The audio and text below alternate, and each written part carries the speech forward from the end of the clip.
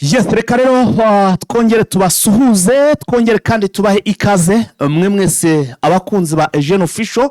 Hanyuma kandi tubahe ikaze rwose irambuye muri aya makuru yacu yo muri iki gicamunsi, n'ubundi ro akaye kugaruka kubikomeje kubera hano muri ubu burasirazuba bwa Repubulika Iharanira Demokarasi ya Kongo.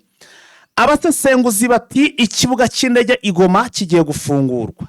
Indege ya mbere imaze kugwa kuri iki kibuga cy'indege Igoma nyuma y'igihe kingana n'umwaka urengaho iminsi iki kibuga cy'indege kitagwaho indege. Ibi tugiye kuza kugenda tubigarukaho. Numwe abayobozi rero bo muri UN umaze kugera hano ku kibuga cy'indege Igoma, aje hano Igoma, aho rero hari ubutumwa azanye cyangwa se bumuzanye hano muri uyu mujyi wa Goma. Mugenzi wacu Vincent arahabaye, turaza kumuha umwanya atugezeho uko byifashe hano muri uyu mujyi wa Goma. Hanyuma turaza kureba ibyo amaze gutangaza.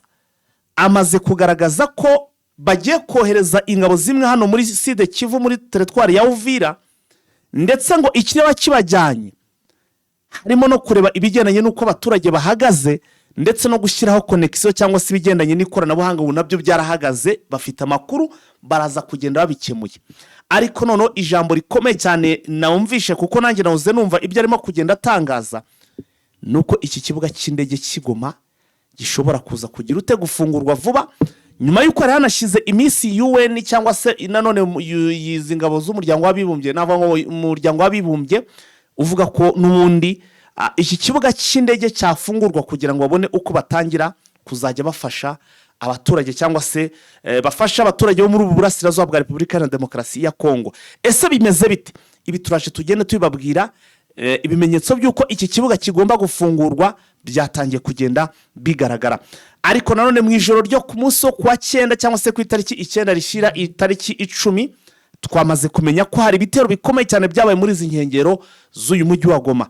Ibyo bitero nabyo turaza kugenda tubigarukaho, tubabwire iyi mirwano uko byari bihagaze. Ariko bidakwiye ko turi buze no gusimbukira no muri Sud Kivu, naho nta kindi kiri kuvugwa n'amakuru agendanye n'urugamba cyangwa se n'imirwano, aho nubundi umutwe wa twirwano ukomeje guhangana bikomeye cyane n'igisirikare cya Repubulika Iharanira Demokarasi ya Kongo FARDC, tutibagiro n'abambari bacyo barimo igisirikare cy'u Burundi FDNB, abamiliseneri baba Blackwater, FDL ndetse na Wazalendo. So nguko rero uko ibintu bimeze ni muri amasaha tugiye kugenda tubavira imuzini muzingo. Niba rero unejejwe rwose n'ibyo twakoze n'uburyo kitwa twacukumbuye n'iki byose n'imirimo dukora, nyemerera ukande kuri like utugaragarize ko ukunda ibiganiro byacu, ariko kandi binabaye ngombwa uze gusangiza n'abandi amakuru kugira no bagendane na update n'amakuru agezweho. Reka kugira ngo tutaza kugenda rwose dutangira ikiganiro tugahita tujya twisoba cyangwa se tukaba twagaruka mu bindi, reka tuanze twabamaze ubundi twinjira makuru mu buryo burambuye. Tubahaye ikaze muri Prime Health Infinity. Ubu rwose biroroshye, nta mpamvu yo kwivuza ari uko warembye. Tugane tukugira inama zizewe kandi tuguhe produits z'umwimerere nziza ku buzima bwawe, zigizwe n'ibinini 80%, izindi zikozwe muri siro ndetse na powder zikomoka ku mugabane wa Aziya, mu bihugu nk'Ubushinwa, Ubuhinde ndetse na Malaysia. Produits zacu zikoreshwa mu kwivura ndetse no kwirinda indwara zose, zirimo iz'imyororokere ku bagabo n'abagore, kubura ubushake, gucika intege mu gikorwa no kutabyara, prostate, umwijima, umuvuduko w'amaraso, diabete, stroke, impyiko, umugongo, amibe, igifu, hemorrhoide n'izindi ndwara zose zananiranye. Abari muri Leta Zunze Ubumwe za Amerika naho twahagejeje stoke, abari muri Canada, Australia, Europe ndetse na Aziya namwe dukoresha iposita ndetse na DHL mu gihe cy'iminsi 7 gusa. Imiti bayamaze kubageraho. Kubari mu Rwanda ku Gisenyi ni ku muhanda w'amadepo ibumoso umanukiye kwa Kraveri. I Kigali ni umuhanda uri inyuma y'isoko ujya Kigali Parents, hakurya restaurant yitwa Vision. Wanadusanga kandi Goma ni muri gare centrale Dogoma hafi ya Rompwe umuryango wa kabiri aho bisi zisohokera. Turabibutsa yuko Igoma na Gisenyi twamaze kubagezaho massage kugira ngo dufashe abakeneye kinetherapy, imiti ndetse no kurwanya stress. Ku bindi bisobanuro waduhamagara kuri 0782 99 057 Tubahaye ikaze muri Prime Health Infinity. Yes, reka dusimbukire ku kibuga cy'indege turebe uko ibintu bihagaze. Mugenzi wacu Vincent arahabaye, hanyuma ubundi dukurikire uko ibintu bimeze.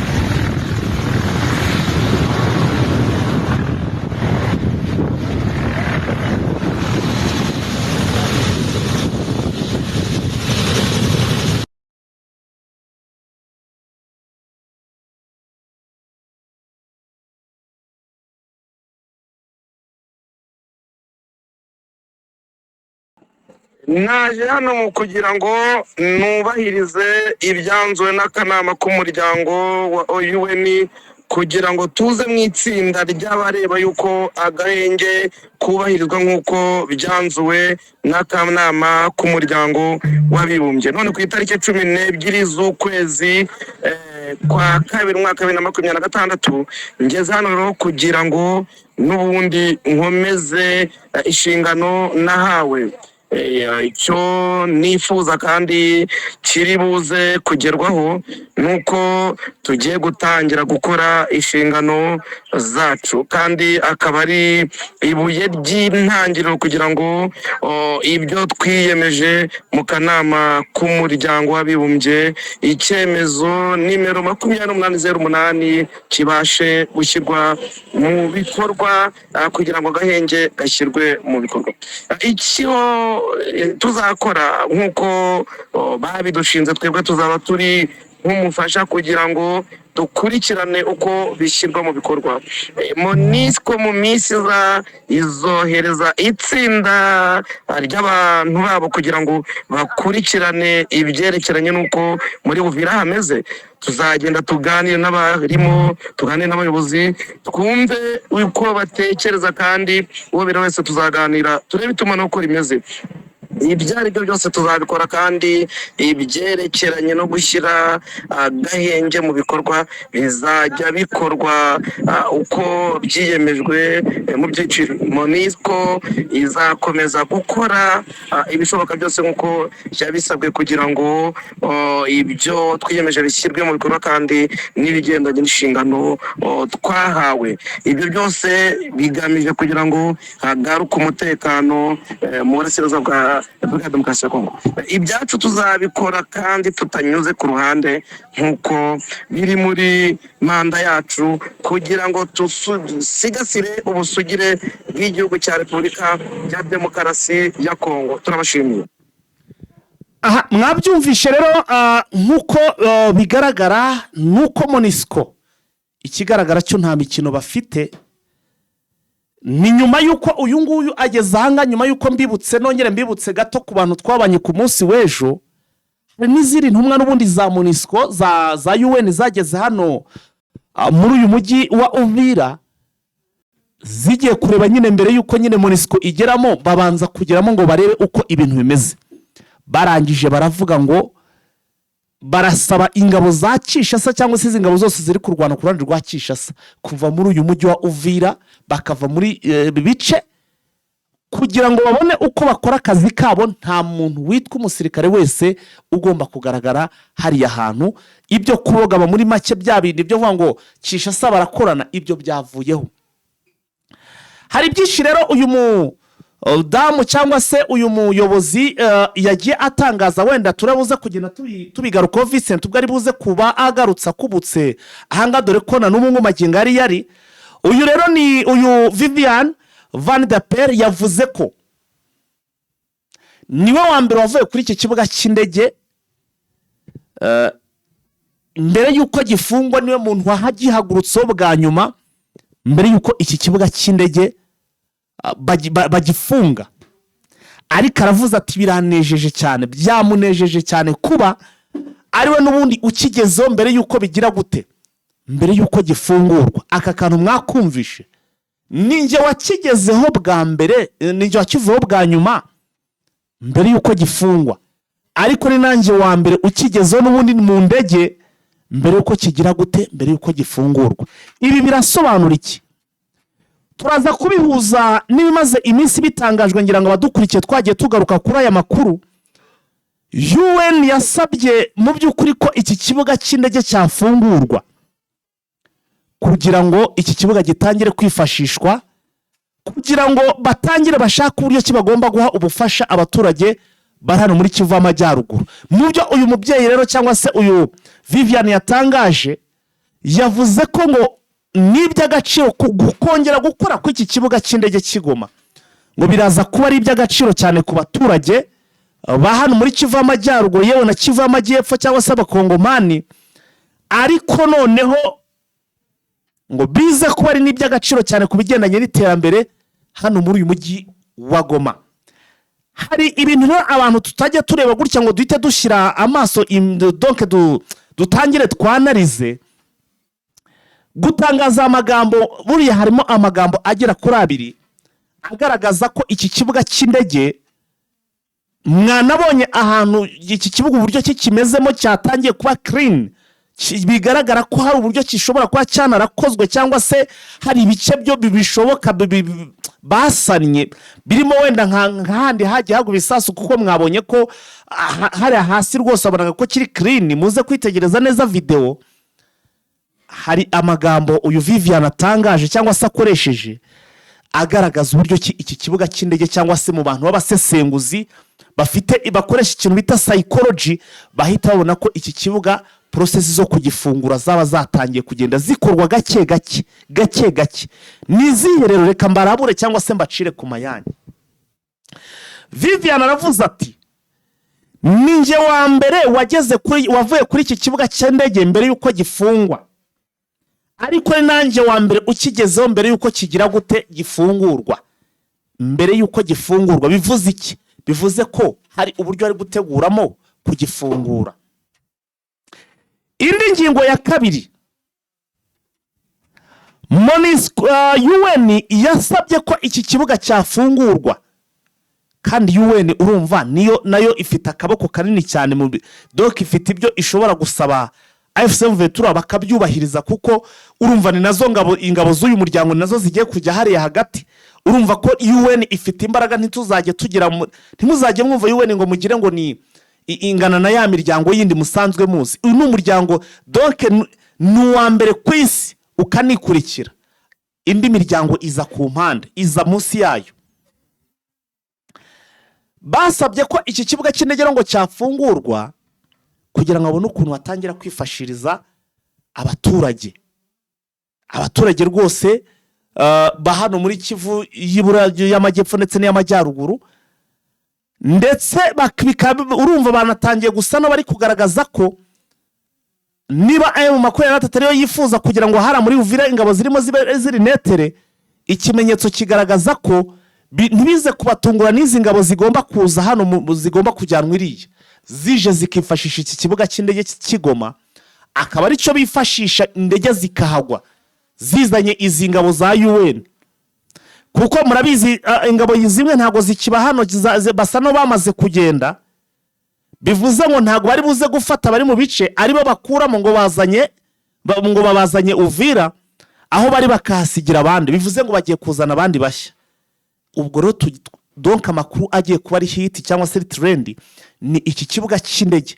Mwitege ko iki kibuga cy'indege vuba gishobora kugira ute, gishobora kuza gufungurwa. Urabona noneho UN bisa no yatangiye kugenda ikorana cyane, cyangwa se igenda yumva neza system ndetse n'imikorere ya AFC M23, kuko nibo bagiye kubakira. Navuga ko ibintu ni gake hari ikintu abantu mutari icyabahumura cyangwa se cyabereka amaso gusa, ariko bamwe mu basesenguzi ndetse n'abasobanukiwe ibintu bo batangiye kugira gute, batangiye kugenda bibona. M23 ASM Ventura ibaye inshuro ya 2, cyangwa se reka twite inshuro ya mbere, kuko ikindi gihe yari Bintou Keita, ariko se wa UN. Inshuro ya 2 ro bakiwe witwa Vivian Van de Per yamaze kuhagera. Uyu agiye kwicarana n'abayobozi ba AFCM Ventura. Bisobanuye iki? Buriya hari umwe mu hari abantu mujya musome biriya murabizi, hari umuntu hari umwe mu mwigeze kubanaho na Eliya, ariko ngo Eliya agiye kugenda aramubwira ati se none ubu ndasigarana iki? Arangira mucunga batuye mwitero ndawusigarana. Birashoboka kuba rero aba bantu bajya baza buri iyo bice bari kuganira, hari ibintu byinshi baganira bibiri inyuma y'amarido. Bisobanuye iki? Njewe ndakurahiye ntimuzajye mutungurwa no kubona mukabona AFC Ventura nk'izi nama ziba zikomeye ziyobowe na UN, mukabona nayifitemo umuntu bigendanye n'uburyo ki yatangiye kugenda igeramo, cyangwa se urwego yatangiye kugenda igeraho.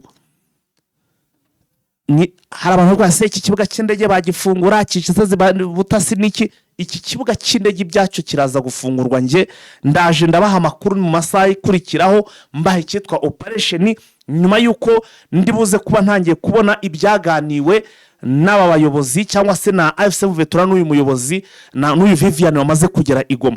Nta nibindi reka mpite mpagarikira kuvuga kuri iyi nkuru kugira tujye ku zindi nkuru. Andi makuru arambuye ndayabazana mu kindi kiganiro. Reka ubwo tuze muri izi nkengero z'uyu mujyi wa Goma aho amakuru ari kuvuga ko mu ijoro ryo kuwa tariki 9 ndetse n'itariki 10 habayeho imirwano, habayeho ibitero bikomeye cyane. Ibitero ngo bikaba byaragabwe n'ubundi n'umutwe wa FDLR ufatikanyije na Nyatura. Ibitero bikaba byaragabwe mu gace bita ngo ni Kaguri, ngo na gace ka Kaguri, agace kitwa ngo ni Kaguri, donc ngo ni umudugudu. Reka tubivuge neza, ni umudugudu wa Kaguri. Abantu mutuye Igoma n'abantu hose mu ugendayo cyane murahaza agace bita ngo umudugudu wa Kaguri, niho abarwanyi ba FDLR bagabye igitero. Iki gitero ndetse urumva gace uyu mudugudu wa Kaguri uri mu gace hano muri za Kibati, niho uyu mudugudu uri. Aho saka bari muri groupe cyangwa se muri territoire ya Nyiragongo. Bagabye ibitero ndetse ibi bitero biza kugwamo abaturage bagera kuri 2, ariko ngo hakaba hararashwe abagera kuri 7 nyine bakaba bararashwe n'amasasu n'ibi bitero cyangwa se n'izinyeshamba za FDL ndetse na Nyatura. Ndetse andi mu makuru arimo kugenda ngeraho, nubwo barashe gutyo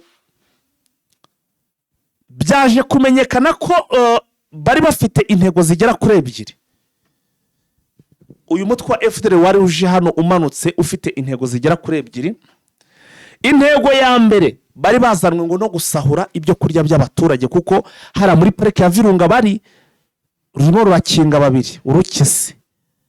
Muri make hari ntacyo kurya bafitemo hari muri la parike ya Virunga, ariko ngo indi mission ya kabiri bari bafite kwari kureba abaturage bakorana na AFC M23. Ubwo harimo abayobozi nyine, ubwo ntihabuze abagiye babitikiramo cyangwa se abashimutwa. Ikintu gitangaje rero, nkuko amakuru akomeza kugenda bivuga, ngo uyu mutwe wa FDL ndetse na Nyatura nyuma y'uko bahunze bakava hano mu mujyi wa Goma bakubiswe, bakavamo nyine bagahunga bakajya muri parike ya Virunga, bakava bice bijya bitandukanye birimo na za Sake. Muri la mijyi urabizi nibo bari bawukabye, M23 iri mu mashamba, none byabaye inverse, nibo bagiye mu mashamba. Ngo bamaze iminsi biyegeranya ndetse bakora n'imyitozo ihambaye, aho rero ngo batangiye operation cyangwa se batangiye kuzajya bagaba ibitero mu bice byegereye iyi parike ya Virunga.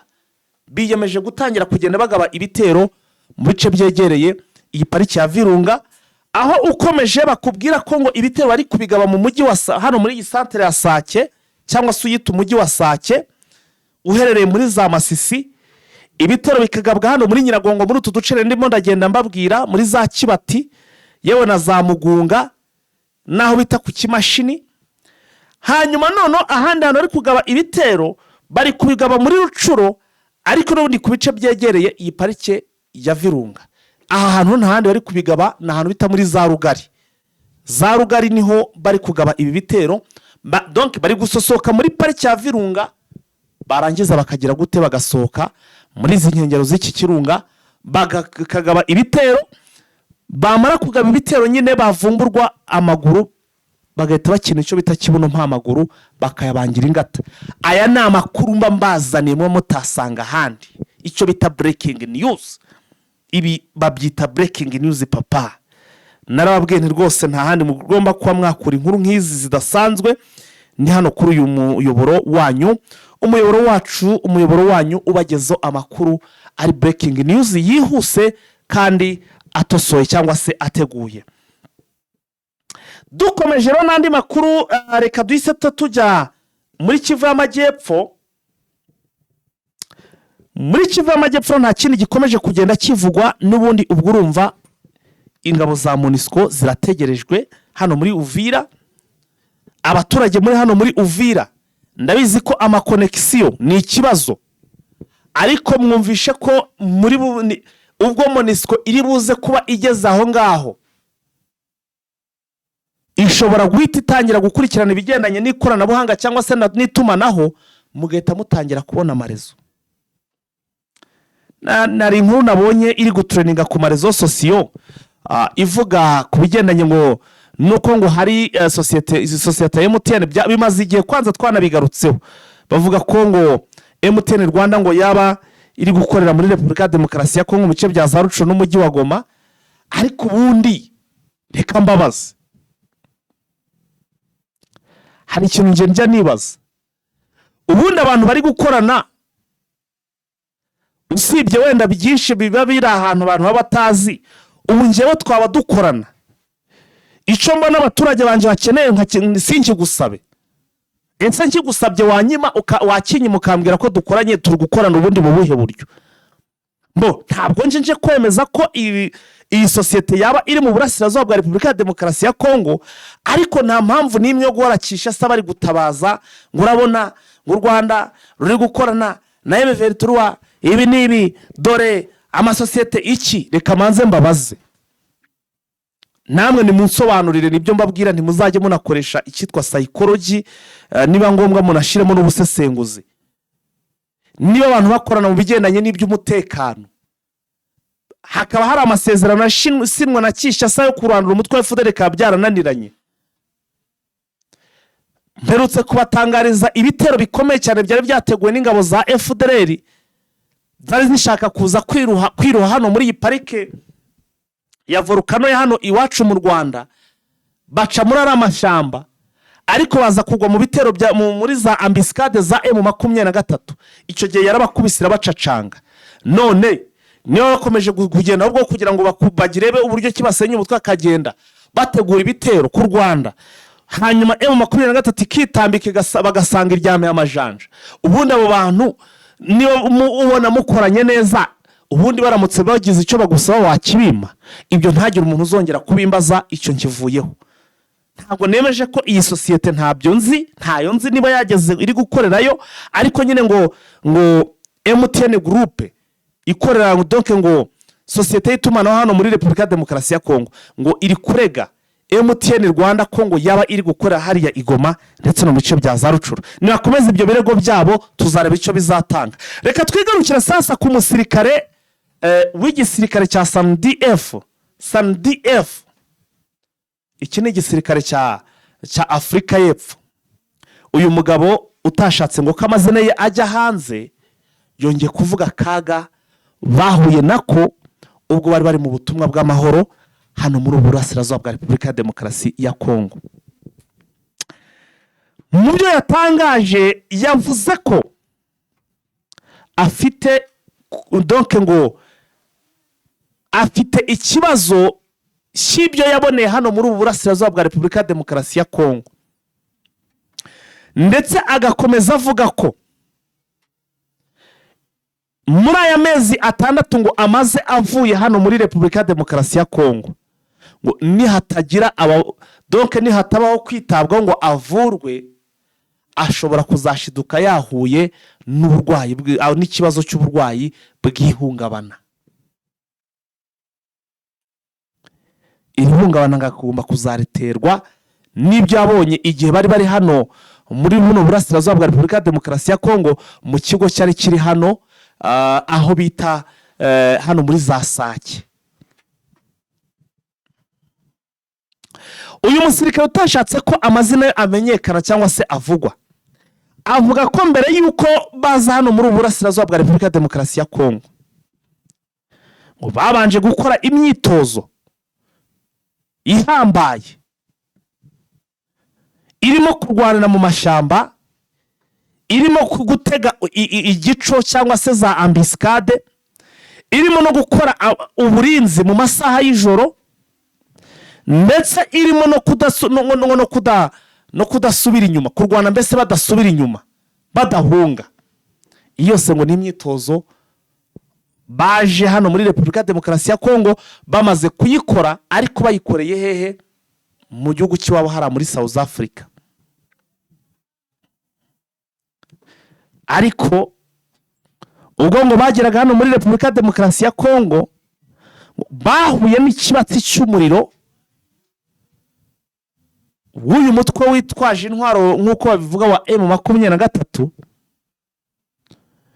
kuko ngo imyiteguro bakoze ndetse ngo n'amakuru bari babafiteho ntabwo byari bihagije kugira ngo baze guhangana n'uyu mutwe.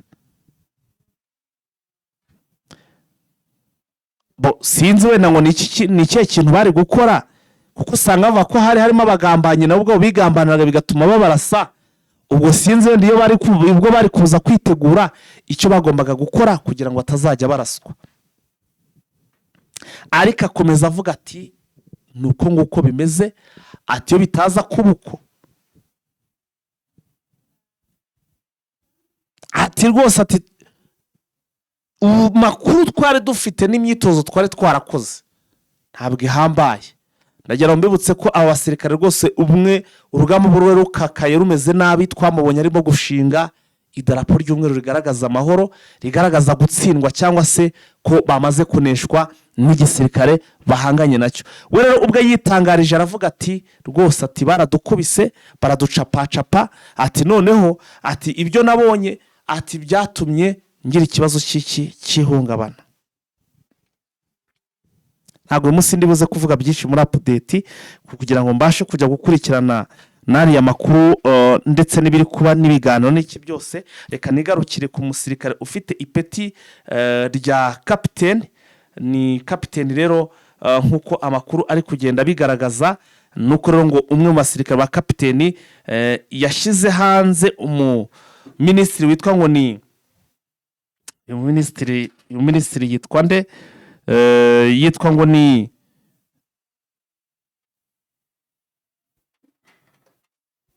minisitiri hano muri za Kinshasa wari urimo kugenda arya za ruswa, agaha abantu bakareka abantu ahantu bakubaka ahantu hatagenwe kubaka bakamuha ku mafaranga. Uyu minisitiri rero akaba ngo yahise nava ko uyu musirikare ufite ipeti rya kapiteni yahise rwose abishyira hanze ku karubanda. Uyu minisitiri rero akaba yitwa Murumba. Minisitiri Murumba rwose, Leon Murumba yahise ashyirwa hanze n'uyu mukapiteni, avuga ko yariye ruswa y'amadolari 13,000.